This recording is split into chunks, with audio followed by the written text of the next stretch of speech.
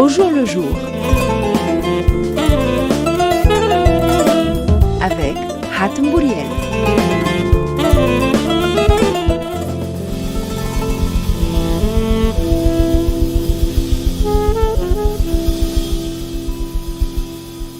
Bonjour à toutes et à tous. J'ai le plaisir de vous retrouver avec la complicité de Nawel Saidi pour ce nouveau numéro d'Au jour le jour. Restez avec nous sur RTCI. L'écume des jours.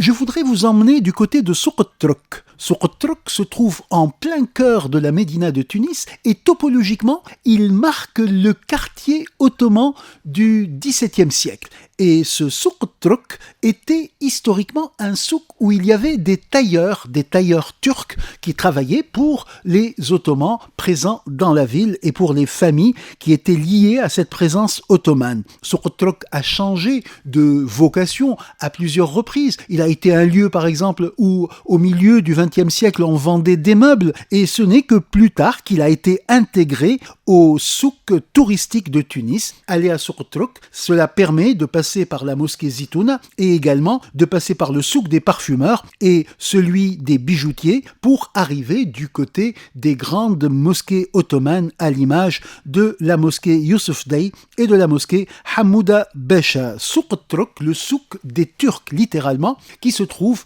en plein cœur de la Médina de Tunis et qui mérite une visite et une petite promenade. Parlons tunisien.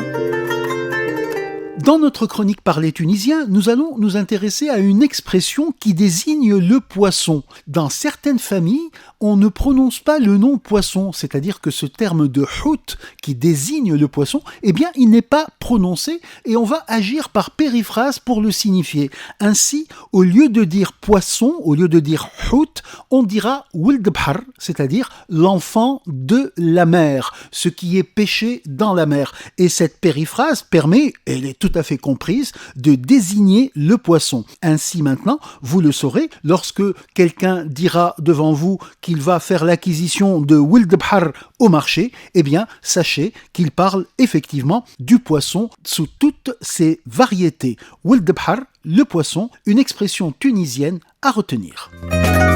Le feuilleton.